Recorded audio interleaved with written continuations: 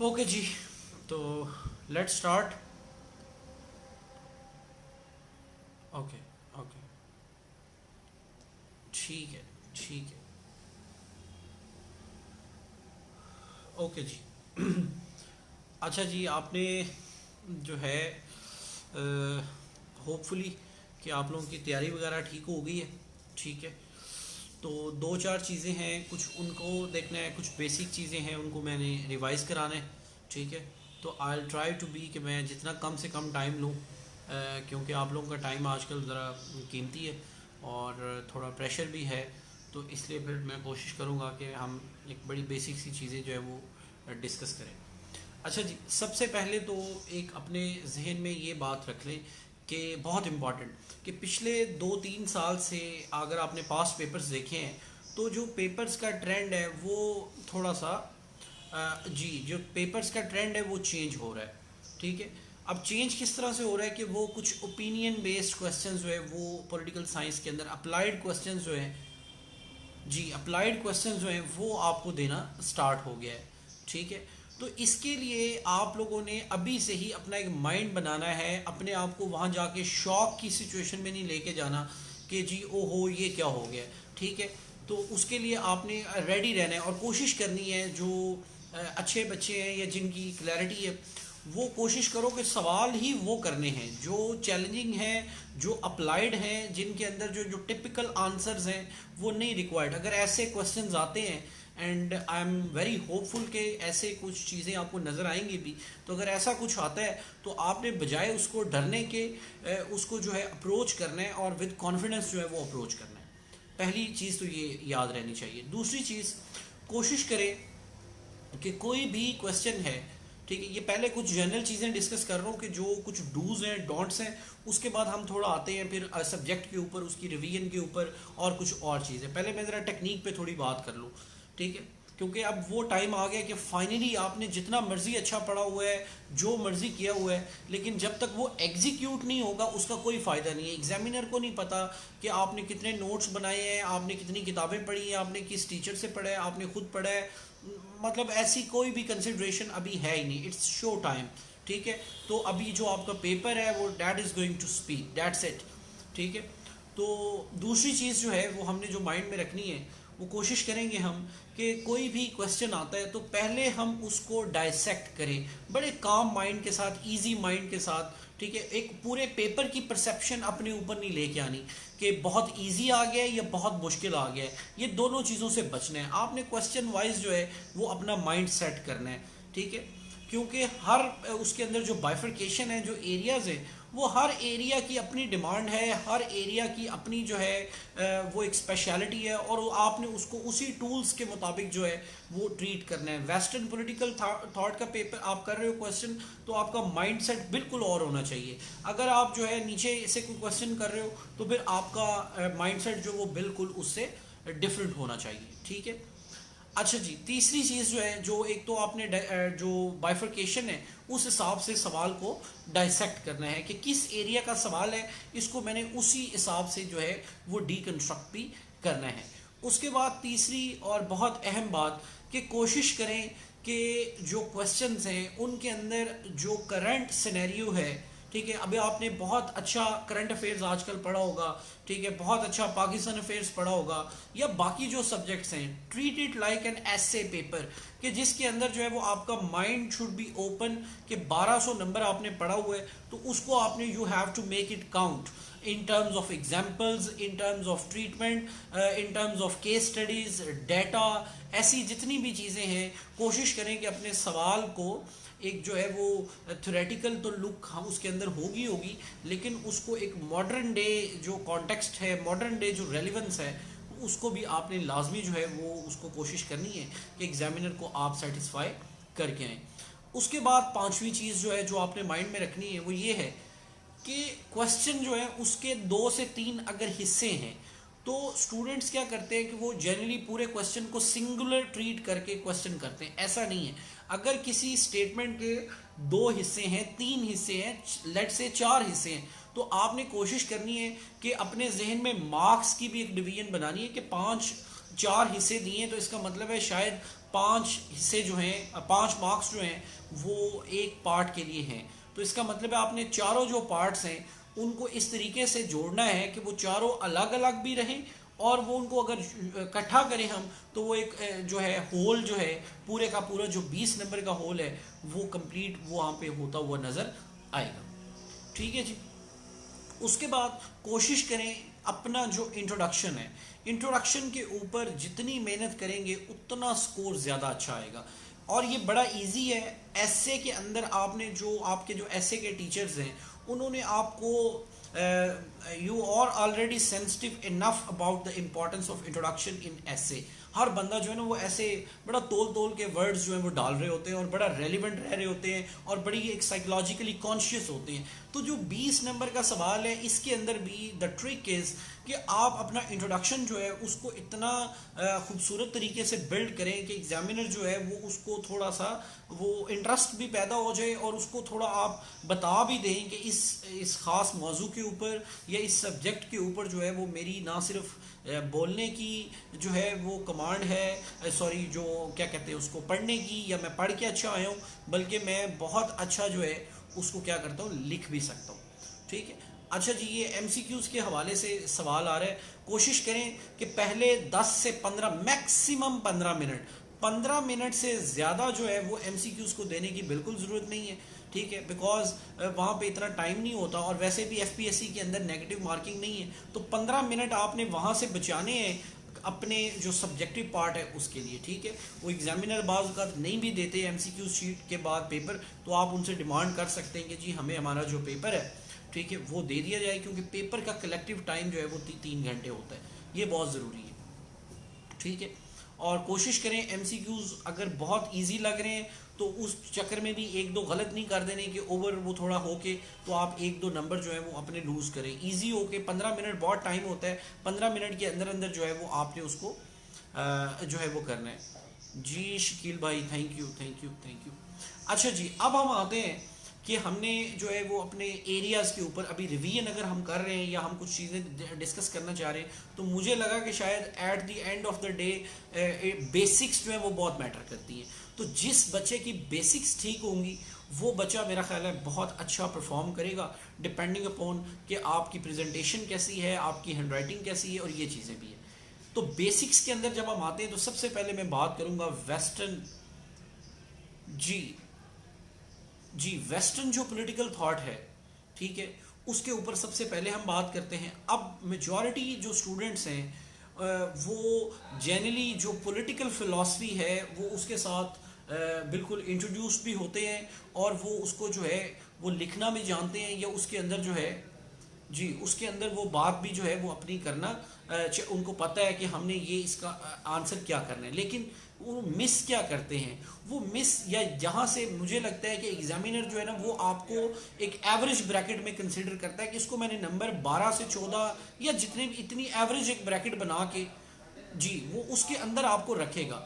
और वो पार्ट है कि उस फिलोसफर का जो फिलोसफिकल बैकग्राउंड है, जो उसकी फिलोसफिकल थॉट है, ठीक है, उसको अगर आप नहीं डालेंगे तो ये कोई भी मतलब मैं पढ़ाता हूँ और लोग पढ़ाते हैं और एग्जामिनर है, कोई भी बंदा है ना तो वो इजीली उसको देख सकता है कि इस बंदे का जो थ्योरेटिकल अंडरस्टैंडिंग है, जो फिलोसफिकल बैकग्राउंड है वो इसका नहीं है। क्योंकि अगर ये प्लेटो पे बात कर रहा है, उसके जस्टिस पे बात कर रहा है और इसको ये नहीं पता कि उसकी आइडियलिज्म क्या है, उसकी रैशनलिज्म क्या है, तो इसका मतलब है कि वो एग्जामिनर ने आपको एक चीज़ पे तो तय कर ली है कि इसके पास पीछे फिलोसफिकल जो बैकिंग है वो नहीं है। ठीक है, अब आगे वो आपका क्वेश्चन देख रहे हैं और वो जितना अच्छा आपने लिखा है फिर आपको उसमें से नंबर मिल रहे हैं। तो मेरा ख्याल है 2 से 3 नंबर जो है वो आपके बढ़ते हैं। ठीक है, लेकिन अगर ये नंबर बहुत ओवरऑल आपके 5 नंबर भी बढ़ा सकते हैं अगर आपके पास एक स्किल है। और वो स्किल क्या है, हर बंदा इतना वो नहीं होता, लेकिन हमने कोशिश करनी है एक स्मार्ट वे में कि जो फिलॉसफी है और जो पॉलिटिकल फिलॉसफी उन दोनों को मिलाना है कि इस बंदे का जो फिलॉसफिकल माइंडसेट है, जो थॉट है, जो इसका स्कूल ऑफ थॉट है, उसका ताल्लुक इसकी पॉलिटिकल जो फिलॉसफी है उसके साथ क्या है। तो इसके लिए कोशिश करें एक बेसिक रिवीजन कर लें। ये एक ट्रिक है कि आप लोग हर फिलॉसफर जो है उसके जो 2 व्यूज़ हैं वो आप लोग ज़रूर ले लें कि वो उस फिलॉसफर की एपिस्टेमोलॉजी क्या है, ठीक है, मेटाफिजिक्स के ऊपर, मतलब उसका दोनों साइड्स पे वो नॉलेज उसके करीब क्या है, रियलिटी क्या है, या वो जो नॉलेज है वो उसके करीब क्या है, ये दोनों चीज़ें जो है ये आपको हेल्प करेंगी आपकी जो पॉलिटिकल फिलॉसफी है उसके अंदर, उस क्वेश्चन के अंदर। मैं जो पहले बात कर रहा था ना कि हर एरिया की अपनी एक स्पेशलिटी है, अगर आप उस एरिया के टूल्स इस्तेमाल नहीं करेंगे आपके ओवरऑल नंबर नहीं आएंगे। अक्सर बच्चे क्या करते हैं, वो पूरे 4 सवालों को एक ही पैटर्न पे करते हैं, इस तरीके से नहीं होगा। ठीक है, जब आप वेस्टर्न पॉलिटिकल थॉट कर रहे हैं तो आपको पता है कि you have to mention these things, ये चीज़ें हमने मेंशन करनी है, बिकॉज ये इंप्रेशन दे रही है एग्जामिनर को कि ये बच्चे को वेस्टर्न थॉट के अंदर क्लैरिटी है और इसकी बेसिक्स जो है वो क्या है, वो क्लियर है। ये दो चीज़ें जो हैं ये मैं ज़रूर आप लोगों से कहूँगा कि ये दो चीज़ें ज़रूर आप लोगों ने जो है अपने जो फिलोसफर्स का क्वेश्चन है उसके अंदर ऐड करनी है। इसी तरह जो फिलोसफर है, कोशिश देखें, कोई नई बात नहीं होती, मैं क्लास में के अंदर भी हम बात करते हैं कि फिलोसफर्स जो हैं उनको अगर हमने एक दफ़ा उनको जड़ पकड़ ली है ना तो फिर उनको एम्पिरिकल बनाना यानी कि उनके रेलिवेंट एग्जाम्पल्स निकालना कोई काम नहीं है। तो आपने पूरे कॉन्फिडेंस के साथ जो मॉडर्न वर्ल्ड है, ठीक है, इंडिविजुअल लेवल पे भी देखें, सोशल लेवल पे भी देखें, स्टेट लेवल पे भी देखें, इंटरनेशनल लेवल पे भी देखें, चार कम्युनल लेवल, हर इन 4-5 जो लेवल्स ऑफ एनालिसिस हैं यहाँ पे रख के आपने कोई भी फिलोसफर है उसकी मॉडर्न रेलिवेंस उसको ट्रेस करना है। अक्सर बच्चे क्या करते हैं, सिर्फ कंट्रीज की एग्जाम्पल्स देते हैं, तो मेरा ख्याल है कि जो कंट्रीज की एग्जाम्पल्स हैं वो बहुत हद तक मोनोटोनस हो जाती है, क्योंकि हर दूसरा बंदा जो है जी, हर दूसरा बंदा जो है वो उसी के रेलिवेंट जो है वो एग्जांपल्स दे रहा होता है, वो डिस्कशन कर रहा होता है। ये ना प्लीज़ ये दरवाज़ा बंद कर दीजिएगा और या साथ लगा और उनको कहिएगा थोड़ा दूर जाकर डिस्कशन। Thank you. अच्छा, तो हर बंदा जो है वो ऑलमोस्ट एक जैसी एग्जांपल्स दे रहा होता है, लेकिन जब आप थोड़ा सा मिक्सअप करोगे चीज़ों को इंडिविजुअल लेवल पे, बस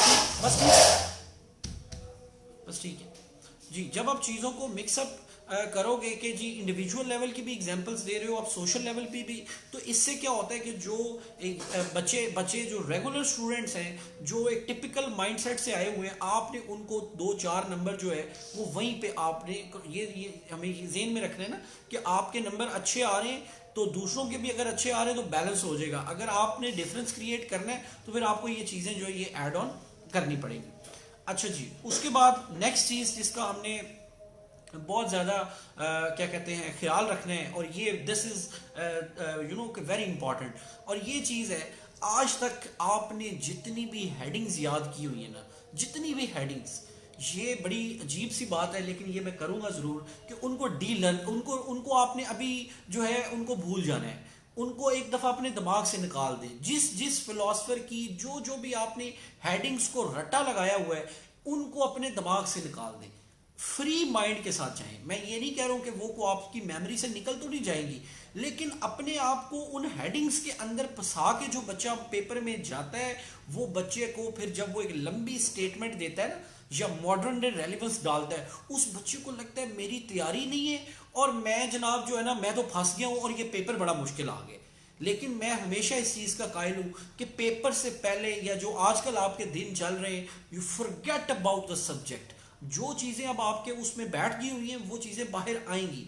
इसका फ़ायदा क्या होगा? इसके दो फायदे हैं। एक फ़ायदा ये है कि आप पेपर में जाएंगे ओपन माइंड के साथ, तो आपके सामने जो भी क्वेश्चन आएगा आप उसको रैशनली डाइसेक्ट करेंगे, बैकग्राउंड नॉलेज आपके पास है, आपने उसको उसके मुताबिक ट्रीट करना है। इससे क्या होगा, आपकी self writing, self confidence paper के अंदर निकलेगा। यानी कि आप जो रटे रटाए जवाब थे वो नहीं लिखेंगे, आपको लिखते हुए यही लगेगा कि यार ये पता नहीं मैं गलत लिख रहा हूँ या सही लिख रहा हूँ, क्योंकि ओपिनियन बेस्ड क्वेश्चन हर बंदा उस कॉन्फिडेंस के साथ नहीं लिख पाता।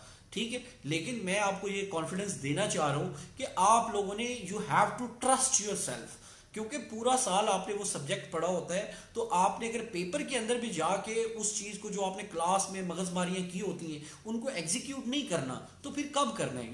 You have to, when you are in the field ना, तो you have to try everything. तो ये बहुत इंपॉर्टेंट है। इससे क्या होता है, जो बच्चा, दूसरा फायदा मैं बता रहा हूं कि वो बच्चे जो 8-8 10-10 हेडिंग्स को रटा लगा के गए होते हैं ना, वो बच्चे पेपर देखते ही फारिग हो जाते हैं। फारिग होने का मतलब है कि वो बाहर आके उनका ओपिनियन आप अक्सर पूछेंगे, वो कहेंगे यार इस दफ़ा पोल साइंस वाले बंदे ने पेपर में बहुत घुमा दिया है, इस दफ़ा बहुत मुश्किल पेपर दिया है, यार वो उसने तो ये सवाल दिया ही नहीं है। भाई इस तरह से नहीं होता। जब आप गेम में जाते हैं ना तो गेम प्लान और होता है और गेम एग्जीक्यूशन और होती है। तो वहां आपने ये पैसिव सा एटीट्यूड नहीं रखना कि ओ हो मर गए मर गए मर गए, ये सूरत हाल नहीं होनी चाहिए। वहां you should be an active agent कि जो पेपर को कर रहा है पेपर उसको नहीं कर रहा, ये भी जेन में रखना है। अगर पेपर आपको करना शुरू कर देगा ना, इसका मतलब है यू आर डन, ठीक है, फिर यू आर डन। अगर आप पेपर को कर रहे होगे ना तो इसका मतलब है कि फिर आपके अंदर एक कॉन्फिडेंस होएगा कि यू विल बी, आप अपने स्कोर फिर गैस कर रहे होगे कि मेरा इतना स्कोर आना चाहिए, मेरा इतना स्कोर आना चाहिए। ये बहुत ज़रूरी चीज़ है कि आपने अपने आप को उन 6-8 हेडिंग्स के, रटी रटाई हेडिंग्स के ब्लॉक्स में बिल्कुल भी नहीं फंसाना, और कोशिश करनी है कि जो हेडिंग्स आपने मार्केट की खास तौर पे किताबों से याद की हुई हैं वो headings please do not repeat those headings. लफ्ज़ चेंज करने का आर्ट अब आपके पास होना चाहिए। आपने वो हेडिंग्स जो मार्केट की किताबों से याद की हुई हैं उनको वहाँ मत लिखिएगा, ये मैं बार बार कह रहा हूँ। वजह क्योंकि जो हेडिंग मैंने लिखनी है वो इन्होंने भी लिखनी है, इन्होंने भी लिखनी है, आपने भी लिखनी है। तो एग्जामिनर जब वो सेम पैटर्न उसको नजर आएगा ना तो वो is likely to punish you people, ठीक है, यानी कि वो एवरेज नंबर आएंगे। अगर आपने अच्छी तैयारी भी की हुई है तो इसका मतलब है कि वो आपके नंबर थोड़े से कम होंगे। इसका मतलब है कि आपके पास जो लफ्ज़ों का एक ज़ख़ीरा है, एक मेमोरी बेस है, उसमें से ही हेडिंग्स वहाँ मौके पे बनाएं। एंड यू अगेन मैं कह रहा हूँ मुश्किल क्यों आती है, बिकॉज रटा रटाया उसको प्रोड्यूस करना आसान है, खुद से सोच के लिखना मुश्किल है। पेपर में इतना टाइम नहीं होता, लेकिन साथ में आपका दिमाग भी वहाँ पे बहुत तेज़ चल रहा होता है, बहुत स्पीड में आप चल रहे होते हो। तो इसका मतलब है कि अच्छा स्टूडेंट जो है वो अगर उसको मौके पे बैठ के 2 मिनट में एक चीज़ बनानी पड़ रही है, 3 मिनट, तो इट डजेंट मैटर, ठीक है। टाइम लिखना बहुत आसान है, उसको प्लान करना कि कैसे लिखना है ये मुश्किल है। तो थोड़ा सा आपने हर क्वेश्चन के 2-2 3-3 मिनट जो है वो प्लानिंग के भी बचाने हैं कि ये क्वेश्चन आ गया, इसके ऊपर मेरी अप्रोच क्या होनी चाहिए। अच्छा जी, उसके बाद फिलोसफर जो है उसका मॉडर्न डे जो रेलिवेंस है, ये चीज़ें आप ज़रूर मेंशन करें, ये मैं फिर पहले भी बात कर चुका हूँ, ठीक है। अच्छा जी, उसके बाद बहुत एक इम्पॉर्टेंट चीज़ कि अगर आपने क्वेश्चन करना है जनाब किसी भी जो पेपर 1 का नीचे वाला पार्ट है, स्टेट के ऊपर, लिबर्टी के ऊपर, सॉवरेनिटी के ऊपर, या जो है पब्लिक ओपिनियन के ऊपर, या इलेक्शंस के ऊपर, कोई भी ऐसा टॉपिक है, तो आप लोगों ने याद रखने कि आप लोगों को वहाँ जो उसके रेलिवेंट थेरीज हैं, ठीक है, करंट अफेयर्स का पेपर होगा ना तो वहाँ फ्रीडम पे लिखना और है, पॉलिटिकल साइंस का पेपर है, ठीक है। ये मैं कुछ भी नहीं आज बात कर रहा, ठीक है जी, मैं आज कोई भी अभी बात नहीं कर रहा हूँ, मैं अभी सिर्फ एक बात कर रहा हूँ कि get your basics right, that's it. यही एक सबसे अच्छी प्लानिंग यही होती है कि गेट योर बेसिक्स राइट। तो बेसिक क्या है कि जब आपका कोई ऐसा क्वेश्चन आएगा तो आपने माइंड में रखना है कि वो क्वेश्चन जो है वो उसी रियाम का, जिस रियाम का वो क्वेश्चन है वो उसी के अंदर अटेम्प्ट होना चाहिए, ठीक है। मसलन मैं बात करता हूँ स्टेट की, मैं एक एग्जांपल दे रहा हूँ आपको। वो क्वेश्चन देता है कि इन द पोस्ट कोविड-19 वर्ल्ड तो state is likely to have some challenges, ठीक है, ट्रिगर्ड बाय द फलां फलां, ऐसी कोई स्टेटमेंट आ जाती है, कोविड को वो मिक्स करता है। तो देखने के अंदर तो ये लग रहा है कि ये कोविड पे क्वेश्चन आया है, लेकिन आप पॉलिटिकल साइंस के पेपर में बैठे होंगे तो आपने इसको ये नहीं अटेम्प्ट करना कि ये कोविड पे क्वेश्चन आया है। ये क्वेश्चन आया बेसिकली स्टेट के ऊपर या ग्लोबलाइजेशन के ऊपर कि वो कोविड जो है उसने उसको कैसे चेंज करना है, या कैसे कोई चैलेंज लेके आएगा, कोई नई अपॉर्चुनिटीज लेके आएगा, उसको कोई थ्रेट होगा, ऐसी कोई वो बाइनरी बनाएगा ना। तो आपने सिर्फ वो बाइनरी जो है उसके पीछे जो थेरीज हैं, ठीक है, स्टेट आपको पता है, स्टेट के बेसिक फंक्शंस क्या होते हैं, स्टेट की थेरीज क्या हैं, ये चीज़ों के ऊपर आपने जाना है, वहाँ से अपना क्वेश्चन जो है उसको निकालना है। यानी कि अगर आपको एक अप्लाइड सिचुएशन दी गई है तो आपके पास नीचे एक थ्योरेटिकल फाउंडेशन है, उसमें से उसको सवाल जाके करो कि यार ये जो स्टेटमेंट है क्या मेरे पास कोई ऐसा ज़ख़ीरा है थेरी का या कोई थ्योरेटिकल चीज़ों का जिसकी मदद से मैं इसको देख सकता हूँ। जो बच्चा इन दोनों चीज़ों को मिक्स करेगा ना, वो ऐसे क्वेश्चन जिसके अंदर के बहुत ज़्यादा बच्चे ऐसा सवाल करते हैं और नंबर कितने लेते हैं 10-10 12-12, उसकी रीज़न सब लोग जो हैं वो मेजॉरिटी जो है वो अंदर से जो थ्योरेटिकल अंडरपिनिंग है उसको क्या करते हैं, उसको मिस कर देते हैं, ठीक है, तो ऐसा जो है वो हरगिज नहीं होना चाहिए। इसी तरह अगर मैं चलता हूं आगे, पब्लिक ओपिनियन के ऊपर क्वेश्चन आ जाता है कि जी पब्लिक ओपिनियन की बड़ी इंपॉर्टेंस है, या डेमोक्रेसी के अंदर इसका बड़ा रोल है, या ये एक मॉडर्न डेमोक्रेसी के अंदर हाउ डू यू सी कि पब्लिक ओपिनियन जो है वो क्या है क्या नहीं है। अब इसको बज़ाहिरन देखने में ये क्वेश्चन तो है उसके ऊपर, लेकिन इसका एक थ्योरेटिकल मॉडल है, ठीक है, इसकी थेरीज है ना कि आपने पब्लिक ओपिनियन जो है वो उसको कहाँ से डिस्कस करना है, आपने उसको टॉप डाउन अप्रोच से डिस्कस करना है, बॉटम अप अप्रोच से डिस्कस करना है, मिक्स्ड अप्रोच से डिस्कस करना है। तो ये जो थ्योरेटिकल मॉडल है ये उसके अंदर आपको नजर आना चाहिए। इसी तरह लोकल सेल्फ गवर्नमेंट का सवाल वो भी आ सकता है, तो अगर वो क्वेश्चन आता है तो अगेन आई वुड रिकमेंड कि जो लोकल सेल्फ गवर्नमेंट की थेरीज हैं, ठीक है, उनको आपने वहां पे जरूर डिस्कस करना है। थ्योरेटिकल मॉडल जो है उसके बगैर वो एग्जामिनर जो है उसको यही लगता है कि इस बच्चे के पास, ये मैं बात कर रहा हूँ बेसिक्स की, तो बेसिक नॉलेज जो है वो अगर उसको नजर नहीं आ रहा ना तो फिर that is going to be a bit problematic for you, ठीक है। इसी तरह कंपैरेटिव पॉलिटिक्स है, तो आप लोग जब कंपैरेटिव पॉलिटिक्स का सवाल करें तो फिर आपने उसको कंपैरेटिव थ्योरी जो है,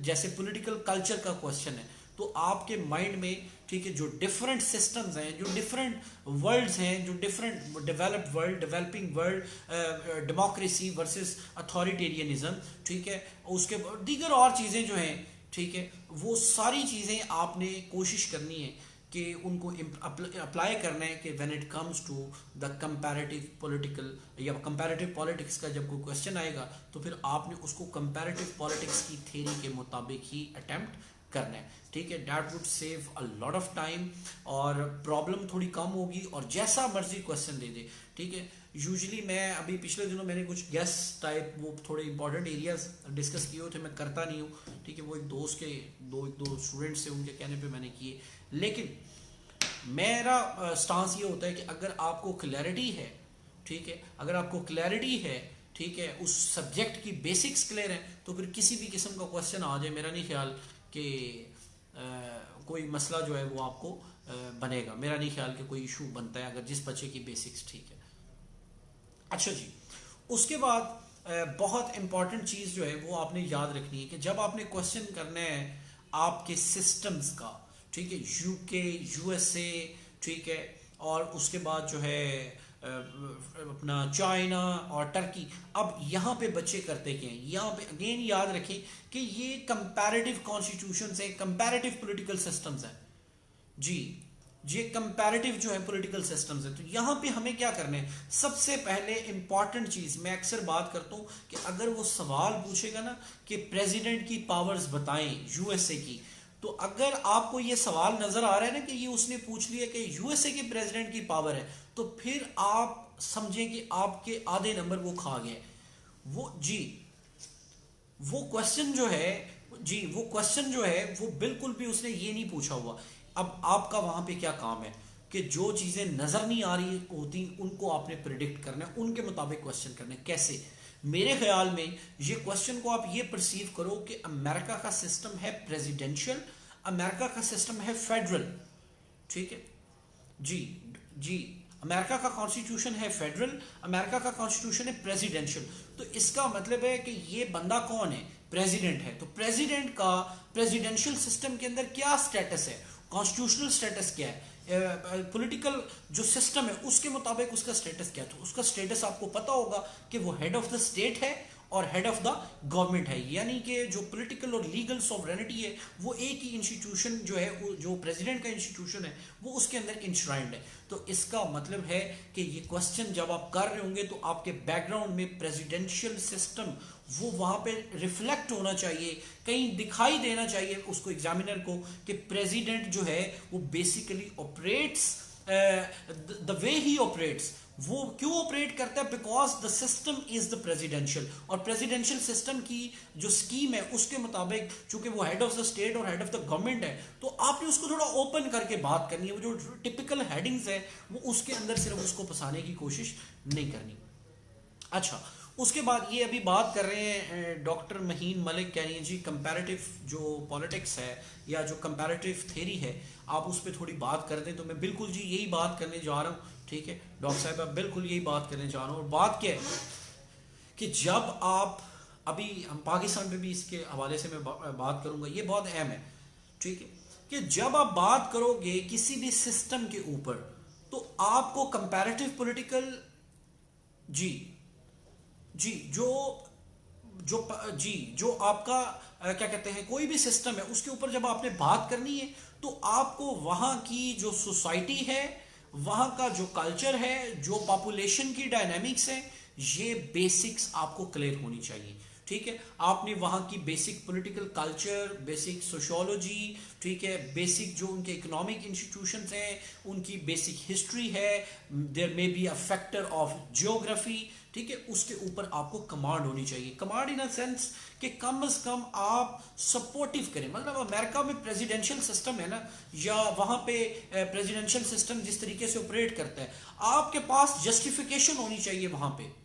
जी जी उसके बाद आपके पास जस्टिफिकेशन होनी चाहिए। और जस्टिफिकेशन क्या है? जस्टिफिकेशन ये है कि आपने उसको साबित करना है कि जो अमेरिकन सोसाइटी है उसका और जो उनका मॉडल है ऊपर सुपर स्ट्रक्चर जो पॉलिटिकल सिस्टम है, वो दोनों का आपस में कोरिलेशन क्या है। ठीक है अब जैसे बड़ी सिंपल सी मैं एग्जांपल दूंगा, आपको समझ आएगी। फेडरेशन, अब फेडरेशन जो है ये किस किस्म की सोसाइटी को सूट करता है? ठीक है देखने में तो सवाल फेडरेशन पे आएगा तो आप लोगों ने जो हेडिंग्स याद की होती हैं आप वही लिखोगे, लेकिन व्हाट माय ओपिनियन इज कि आपने वहां ये पॉइंट दे के आना है कि जी जो सोसाइटी है वो जितनी डाइवर्स है, जितनी वो कह लें कि उसके अंदर डाइवर्सिटी है, जितनी उसके अंदर जो है वो वैरायटी है, उतनी डाइवर्स सोसाइटी को आपने मैनेज करना है। तो उसके लिए एक मॉडल इमर्ज हो गया दुनिया के अंदर जिसको हम फेडरलिज्म कहते हैं, कि जो क्या करता है, जो आपको आपकी जो लोकल ऑटोनॉमी है, जो लोकल आइडेंटिटी है, जो लोकल कल्चर है, जो आपकी लोकल शनाख्त है, जो आपका एक अपना पर्सनल जो ग्रुप एक शनाख्त है, उसको प्रिजर्व भी रखता है।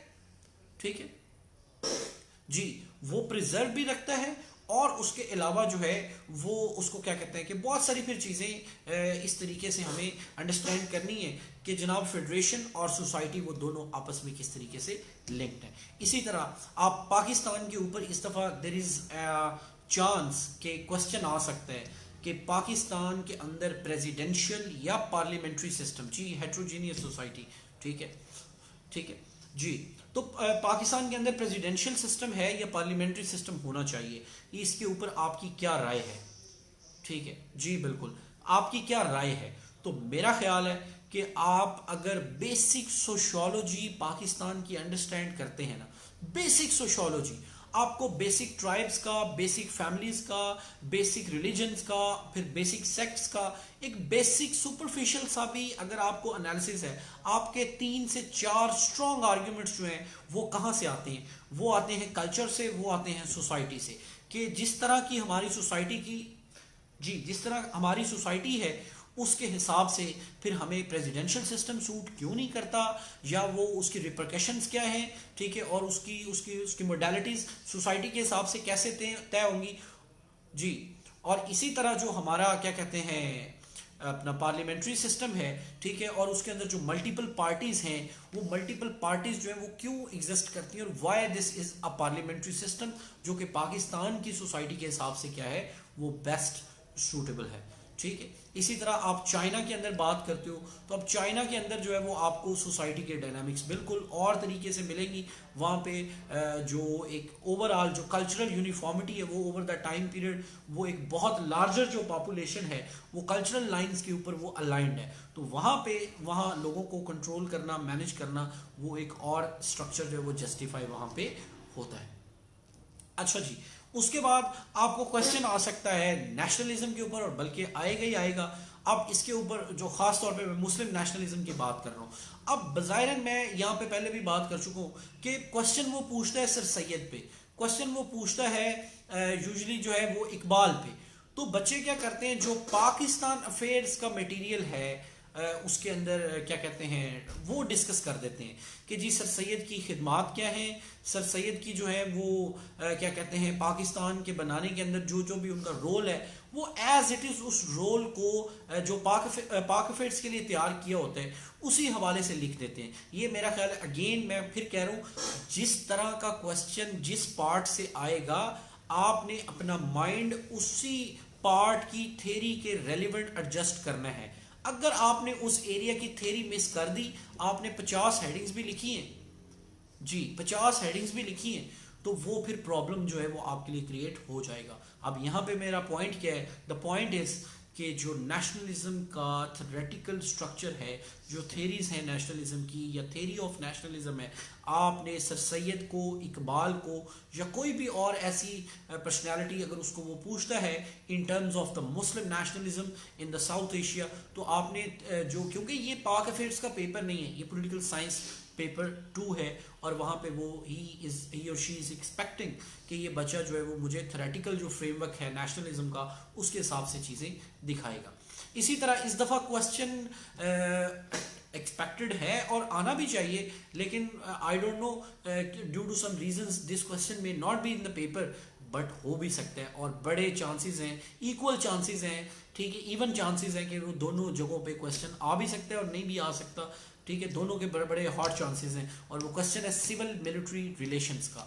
तो अगेन आपने कोशिश करनी है कि जब आप सिविल मिलिट्री रिलेशंस का क्वेश्चन करो तो आपको सिविल मिलिट्री रिलेशंस की थेरीज पता होनी चाहिए, ठीक है, वहाँ पे आपने जो है वो इंस्टीट्यूशनल थेरी है तो आपने उसको भी जो है वो डिस्कस करना है, ठीक है, या जितना भी थ्योरेटिकल फ्रेमवर्क है उसको उनके मुताबिक आपने चीज़ें भी देखने की कोशिश करनी है जो पाकिस्तान का। क्योंकि यहाँ पे वो आपसे ये नहीं पूछ रहा कि आपने कोई बड़ा पीडीएम और ये इनके ऊपर बड़ी करंट अफेयर्स की तरह डिस्कशन करनी है, लेकिन व्हाट ही रियली और शी वांट्स इज कि ये बच्चा जो है क्या इसको जो थ्योरेटिकल अंडरपिनिंग्स हैं what is happening in the Pakistan, क्या ये पॉलिटिकल साइंस की जो लेंस है उससे उसके थ्रू, क्या ये जो पॉलिटिकल साइंस का एंगल है उसके थ्रू क्या ये बच्चा इस करंट सिचुएशन का एनालिसिस कर सकता है या नहीं कर सकता। तो अगेन यहाँ पे वो बच्चे जो 10 नंबर लेंगे वो कौन होंगे, जो करंट अफेयर टाइप उसको लुक दे देंगे। वो ऐसा लगेगा जी, वो ऐसा लगेगा जी भाई, थ्योरेटिकल डिस्कशन से ये मुराद है कि सिविल मिलिट्री रिलेशंस है ना, तो उसके ऊपर डिफरेंट स्कूल ऑफ थॉट्स हैं, डिफरेंट फिलोसफर्स हैं, थिंकर्स हैं, जो समझते हैं कि जी सिविल मिलिट्री रिलेशन से मुराद ये होता है। एक बंदा कहता है नहीं सिविल मिलिट्री रिलेशंस के अंदर ये चीज़ें शामिल हैं, ये डिबेट होती है जो थ्योरी के अंदर होती है, तो उसके मुताबिक हम चीज़ें जो हैं वो देखते हैं। तो थ्योरेटिकल डिस्कशन से हमारी मुराद ये है कि जो थ्योरीज हैं किसी भी पार्ट की, जो उसके ऊपर डिस्कशंस हैं, जो डिबेट्स हो चुकी हैं लिटरेचर के अंदर, वो मिनिमम आपकी उनके ऊपर कमांड और पेपर के अंदर उनकी जी मैंने एग्जाम्पल जनाब, मैं तो उस टाइम से एग्जाम्पल्स ही दे रहा हूँ, ठीक है, मैं एग्जाम्पल्स ही दे रहा हूँ। जैसे आप लोग अपना लोकल सेल्फ गवर्नमेंट है, ठीक है, अगर आप उसकी बात कर लें, ठीक है, तो वहाँ पे जी वहाँ पे आपको let's say democratic participation theory है, वो उसके मुताबिक बताना है कि डेमोक्रेटिक पार्टिसिपेशन के नज़दीक लोकल सेल्फ गवर्नमेंट क्या है। अगर आपने उसके ऊपर एक और स्कूल ऑफ थॉट है जो है अकाउंटेबिलिटी और गवर्नेंस थ्योरी जो है जी, जो गवर्नेंस थ्योरी है, तो उसके मुताबिक जो लोकल सेल्फ गवर्नमेंट है वो क्यों होना चाहिए, उसके क्या फ़ायदे हैं, क्या नुकसान है, क्या चीज़ें। तो इसका मतलब है बज़ाहिर तो आपसे वो शायद पूछ रहा हो पाकिस्तान का, लेकिन जब आप ये दोनों एंगल लगाओगे उसके बाद आपको पता चलेगा कि एक एंगल के मुताबिक चीज़ें और तरीके से एग्जिस्ट करती हैं और दूसरी चीज़ के एंगल से चीज़ें और तरीके से एग्जिस्ट करती हैं। तो बात हो रही थी सिविल मिलिट्री रिलेशंस की, तो कोशिश कीजिए कि जो थ्योरेटिकल फ्रेमवर्क है वो उसको ज़रूर जो है वो आपने ऐड करना है। अच्छा जी, उसके बाद जो ग्लोबलाइजेशन वाला पार्ट है, अच्छा उसके ऊपर ना बड़ा एक इंटरेस्टिंग चीज़ है कि बच्चे कहते हैं जी कि वो आईआर का क्वेश्चन है या वो आईआर टाइप नज़र आ रहा है या वो करंट, ऐसा नहीं होता, ठीक है। ग्लोबलाइजेशन और नेशन स्टेट या स्टेट जी, आपने ग्लोबलाइजेशन जो है वो और स्टेट, इन दोनों का कंसेप्चुअल जो फ्रेमवर्क है उसको आपने माइंड में रखना है कि यार ग्लोबलाइजेशन है तो उसके बेसिक जो इंग्रेडिएंट्स हैं या उसकी जो बेसिक्स हैं वो क्या हैं। अगर स्टेट नेशन स्टेट का सिस्टम है, ठीक है, तो वो ट्रीटी ऑफ वेस्टफेलिया से over the time period evolve होके आज पहुंचा है, तो हाउ बोथ आर इंटरेक्टिंग, तो उसका मकसद ये नहीं, वहां पे सोवरेनिटी को देखें कि सोवरेनिटी का क्वेश्चन कैसे चेंज हो गया। वहां पे आपने अगर ब्रेग्जिट जैसी बातें करनी है तो वहां पे ये बताने की जरूरत नहीं है कि ब्रेग्जिट हो गया है तो वहां पे बरतानिया का ये स्टांस था, यूरोप का ये स्टांस था, फला नहीं। वहां ये बहस किस चीज की होगी?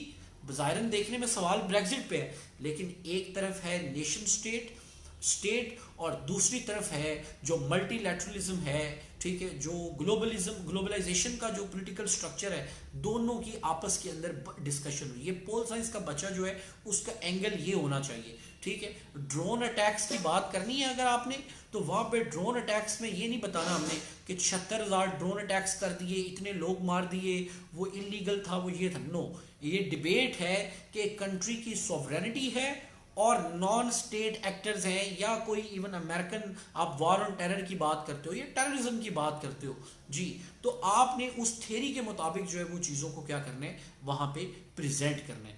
तो मैं दोबारा से एक बात करूंगा, इस डिस्कशन को थोड़ा वाइंड अप करूंगा इस तरीके से कि वेस्टर्न पॉलिटिकल थॉट आपका पेपर 1 का पार्ट 2 और कंपैरेटिव पॉलिटिक्स, कंपैरेटिव जो आपकी गवर्नमेंट्स हैं, उसके बाद आपका नेशनलिज्म, मुस्लिम नेशनलिज्म, सिविल मिलिट्री रिलेशंस और ग्लोबलाइजेशन। ये वो एरियाज हैं जो आपने सवाल करते हुए बस अपने आप को क्लिक करना है, एक चीज अपने आप को माइंड को क्लिक करने कि भाई ये क्वेश्चन जो है, ये क्वेश्चन आ गया है मुस्लिम पॉलिटिकल थॉट से, वेस्टर्न पॉलिटिकल थॉट से। तो मैंने अब जो भी आज तक पढ़ा है, ठीक है जी, मैंने जो भी पढ़ा है, मैंने अब वो नहीं करना। मैंने इस पार्ट का जो थ्योरी है, इस पार्ट की जो जस्टिफिकेशन है, उसके मुताबिक ये करना है। आप देखेंगे कि इंशाल्लाह आपका स्कोर जो है उसके अंदर एक सिग्निफिकेंट चेंज आएगा, ठीक है। आपको इस सब्जेक्ट को वहां प्रेजेंट करते हुए बिल्कुल भी डिफिकल्टी नहीं आएगी।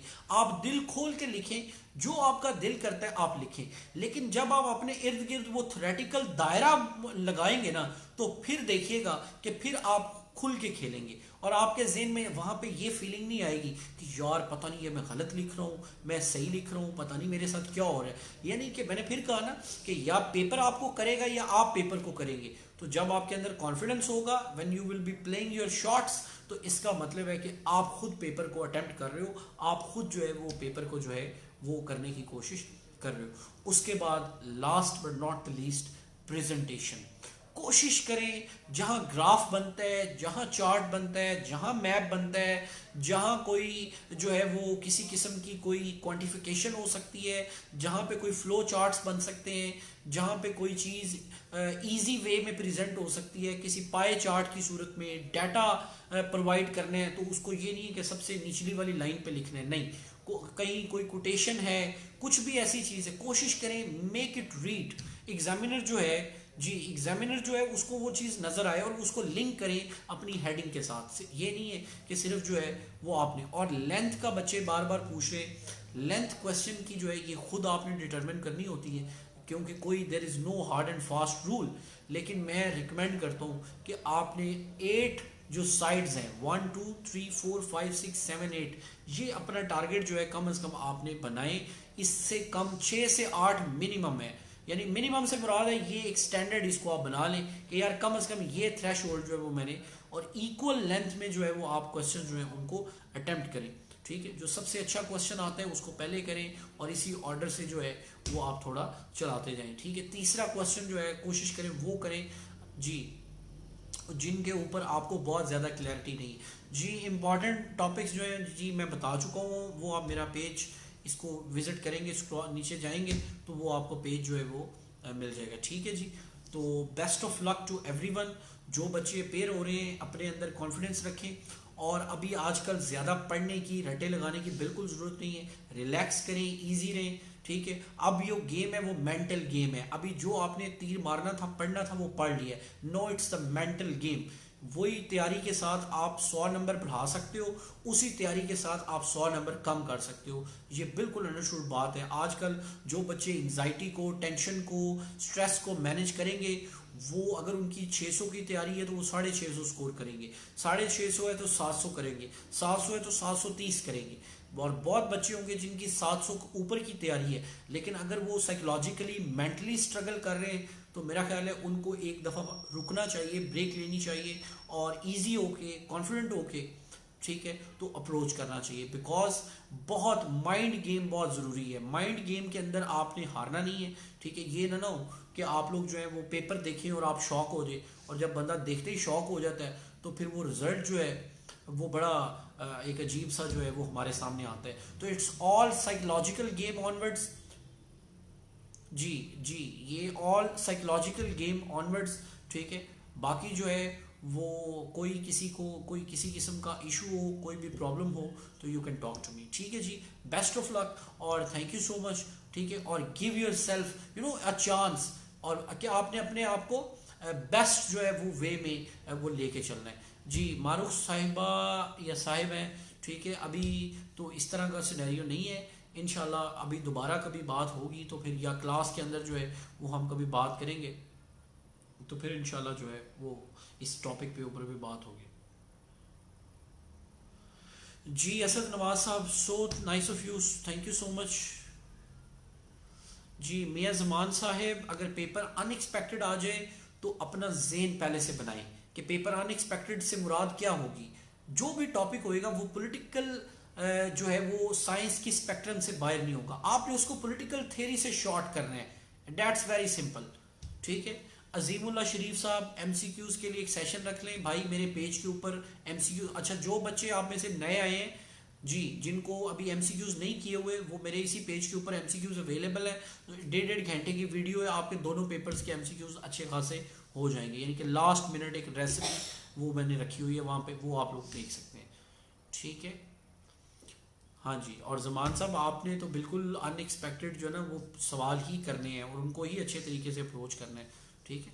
स्ट्रेटजी यही है कि अपने आप को फ़ौरन शिफ्ट करना है, माइंड सेट चेंज करना है, उसी दिमाग में नहीं रहना कि यार जो मैं सोच के आया था वो चूंकि नहीं आया तो मुझे कुछ नहीं आता जी। Asad Nawaz sahab, MCQs are available on the page जी। किसी का कोई और ऐसा क्वेश्चन जो पूछना चाह रहे हो, बात करना चाह रहे हो, तो प्लीज़ आप लोग क्वेश्चन पूछ सकते हैं जी। Shejal Nadeem, thank you, thank you. Masood Ahmed, daily mock test, आप अगले साल के सेशन के लिए बात कर रहे हैं यार। अगले साल का जो सेशन है वो 26 फेब से स्टार्ट हो रहा है, ठीक है। तो उसके अंदर जो है वो जी, ठीक है जी। थैंक यू नुमान साहब, Fatima Hafeez, thank you, best of luck जी, बेस्ट ऑफ लक। ये बड़े बड़े अच्छे इस दफ़ा बच्चे हैं, इंशाल्लाह आई होप एंड प्रे कि आप लोग अपना बेस्ट दे के आओ, तो इंशाल्लाह रिज़ल्ट भी अच्छा आएगा, ठीक है। बिकॉज आई सी के अच्छे बच्चे जो हैं, अभी सारे तो नहीं मुझे जेन में हैं, लेकिन फातिमा है, नुमान है, ठीक है, तो दे बिन रियली गुड, ठीक है। तो बाकी ये कि अब फियरलेस होके, इजी होके, देयर इज नो फियर, जो आपने करना था वो कर लिया, इट्स टाइम टू जी। अख्तर अली साहब, बिल्कुल मॉडर्न डे रेलिवेंस नहीं भी मानता तो ज़रूर ऐड करें, ठीक है। हाँ जी, ठीक है जी। तो thank you so much and best of luck, ठीक है। कोई और क्वेश्चन हो, कोई और इशू हो तो यू मे आस्क, अदरवाइज जनाब वी आर डन हियर, ठीक है जी। ज़ियाद साहब, थैंक यू जी। जी मसूद अहमद साहब, एसपीएससी के लेक्चरशिप के लिए, ठीक है जी। आप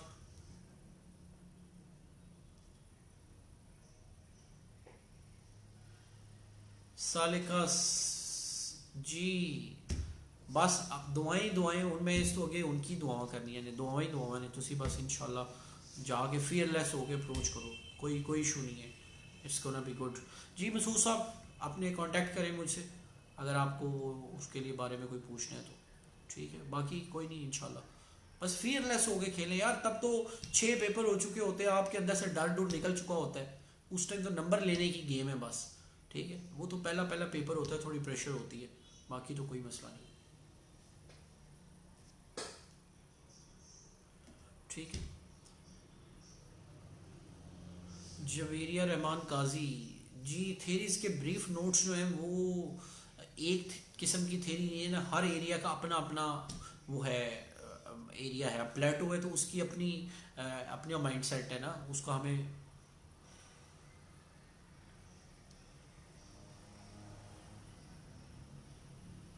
असद नवाज साहब, यार पेपर के हिसाब से इंफॉर्मेशन को टेलर करना है, जो वो पूछेगा उस हिसाब से टेलर करना है, पहले से ज़हन नहीं बना के जाना जी, पहले से ज़हन नहीं बना के जाना कि यार वो ये चीज़ मेरे से हो सकता है वो चीज़ पूछे ही ना, ठीक है। पहले से आपने माइंड नहीं बनाना कि मैंने ये करना है, जाके मौके पे जाके असेसमेंट करके वो फिर आप अप्लाई करोगे, वो जो चीज़ जितनी पूछेगा।